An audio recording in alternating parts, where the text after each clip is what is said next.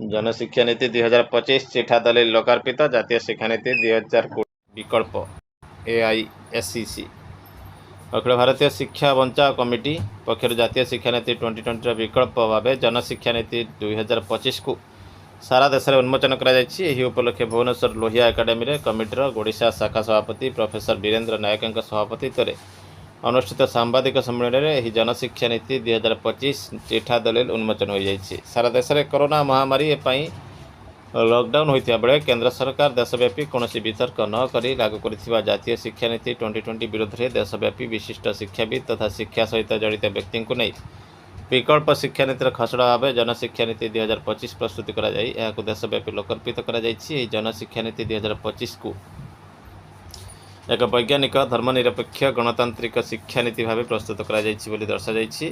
शिक्षा नीतिर शिक्षापी केन्द्रीय बजेट्र 10% और राज्य बजेट्र 20-25% व्यवहार करने सुपारिश कर शिक्षा को राज्य तालिकाभुक्त करने शिक्षा नीति सुपारिश करते कम उपस्थान हेले प्रत्येक ग्राम विद्यालय परामर्श दि जाएगी। 3 ରୁ 17 वर्षर प्रत्येक मागणा शिक्षार व्यवस्था को सुनिश्चित करने को दाबी कर 5+3+3+4 बदल में 10+2 व्यवस्था जारी रखा बिना बाध्यतामूलक भाव उत्तम व्यवस्था थी प्राक प्राथमिक शिक्षा प्रचलन पर सुपारिश कर जातीय शिक्षा नीति चालू कर 4 वर्षिया डिग्री कोर्स और 1 वर्षिया पीजी कोर्स तुरंत बंद कर 3 वर्षिया डिग्री कोर्स 2 वर्षिया पीजी कोर्स प्रचलन पर सुपारिश कर देखा परवर्ती update.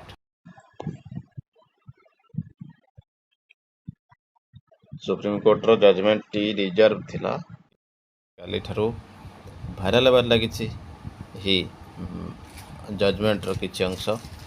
The supreme court's recent judgment regarding the TET teacher eligibility test mandates its qualification for all teachers including those in minority institution appointed after July 29, 2011 either through direct recruitment or promotion। Supreme court का judgement TET बाबद आसी जो TET को mandate बाध्यतामूलक qualification समस्त teacher मानक जो माने minority institution अच्छा से जुलाई 29, 2011 पर जो माने नियुक्ति पाई प्रमोशन पाई आइदर थ्रू डायरेक्ट रिक्रुटमेंट और प्रमोशन समस्त मैंडेट करा The court clarified that while the TET qualification is not required for those appointed before July 29, 2011, it is mandatory for future promotion of teachers in those same institutions। जदियो जुलाई 29, 2011 पूर्व जो मैंने नियुक्ति पाई से यह बाध्यतामूलक नुहे आवश्यकता नुहे किंतु यह प्रमोशन पर आवश्यकता रही से इंस्टीट्यूशन की पॉइंट्स ऑफ द जजमेंट रही टीईटी इज मैंडेटरी टीईटी बाध्यतामूलक। The judgment emphasises that TET qualification is mandatory for all teachers appointed after a specific date. यह सूचाई जुलाई 29, 2011 पर जो मैंने नियुक्ति पाई TET compulsory in all educational institution including those run by minority institution मध्ये यह आवश्यकता रही। नो रेट्रोएक्टिव इफेक्ट पूर्वर जो मैंने पाई पूर्व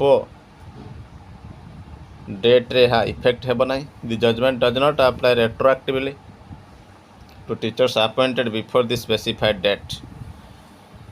जुलाई 29, 2011 पूर्व जो मैंने नियुक्ति पाई यह आवश्यकता नहीं किंतु फ्यूचर प्रमोशन पाई even if a teacher was appointed before the date they will still need to pass the TET for future promotion. जदियो सेमानंक पाई आवश्यकता नहीं किंतु प्रमोशन पाई से माने पास करिबार आवश्यकता रही। जदि यह सत होता है दुईटी कथा क्लियर रही। 2011 पूर्व नियुक्त शिक्षक माने टीईटी दबार आवश्यकता नहीं से पिछला भाव यह लागू हेब ना। जदि से प्रमोशन नापी चाहते तेबे से दबाक पड़ो अर्थात चाकरी रे कंटिन्यू करने टीईटी आवश्यकता नहीं एवं प्रमोशन नेबाक हेले आपको टीटी देवाक पड़ो। एनसीटीएस रोल कौन अच्छी? Court acknowledges that the role of the national council for teacher education in setting and enforcing this standards exemption from TET for minority institution. तो निश्चित भाव देखो ये कौन कहते एनसीटी सेटिंग एनफोर्सिंग कर standard exemption from TET for minority institution. The judgment clarifies that the TET qualification is not required for teachers appointment in minority institution। एठी मध्य समान कथा कहुई माइनॉरिटी इंस्टीट्यूशन जो मैंने पाई नियुक्ति से टीटी आवश्यकता नहीं। But this exemption does not apply to those appointed after the specific date. किंतु सही डेट पर 2011 पर जो मैंने नियुक्ति पाई से यह अप्लाई हेब ना अर्थात एग्जाम्पशन हेब ना।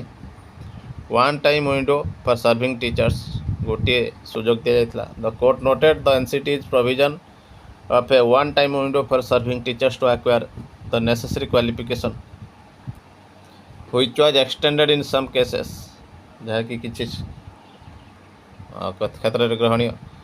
बैकग्राउंड था supreme court's decision is based on section 23 of the right of children to free and compulsory education act 2009 which mandates the minimum qualification for teachers including the TET। This decision has a significant implication for the recruitment and promotion। जहाँ की decision टी significant थिला implication करने recruitment एवं promotion teachers मानकर various educational institution including those run by minority institution and ensures that all teachers meet the required qualification. एवं यह गुरुत्व आरोप करिथिला जे सब इंस्टीट्यूशन एनश्योर करिवे सही क्वालिफिकेशन को टीचर मानकर मीट करबा पाए। जदि यह सत्य होता है क्लियरली मेंशन कर दिया जाइछि जे 11 पूर्व नियुक्त शिक्षक मानक पई टीटीर आवश्यकता नहीं पिछला भाव लागू हो पारिब नाही। किंतु जदि से प्रमोशन नेबा चाहिए उक्त पोस्ट को तेबे से माने टीटी देवाक पड़ो। तो निश्चित भाव ये गोटे बड़ खबर पहुँची बर्तमान सबुठार गुरुत्वपूर्ण खबर। देखिबा परवर्ती update. There have been several Supreme Court rulings related to the teacher eligibility test and today's date is May 2025 अर्थात गतकाली the Supreme Court has generally affirmed the mandate of TET for teacher appointment including those in minority institution। TET को mandate करिसेंती supreme court एपरिकी minority institution जो गुड़िक रही exclude करा include करा including those in minority institutions। Specifically the court has clarified that TET is mandatory for teachers appointed after July 29, 2011। जुलाई 29, 2011 पर specifically जो मैंने नियुक्ति पाई से टीटी मैंडेटरी वेदर डायरेक्टली और बाय प्रमोशन टा मध्य गोटे प्रकार रिक्रुटमेंट और अपॉइंटमेंट से मैंने डायरेक्ट अपॉइंटमेंट पाई था बा प्रमोशन पाई था। जुलाई 29, 2011 पर जो मैंने भी प्रमोशन पातु बा डायरेक्ट रिक्रुटमेंट होता से टीटी मैंडेटरी रही। Supreme court has consistently upheld the requirement of teachers to pass the TET specially for कहाँ ना जो मैंने जुलाई 29, 2011 पर नियुक्ति हो बा प्रमोशन हो पोस्ट को हाथी से टीटी मैंडेटरी। देखिए परवर्ती अपडेट।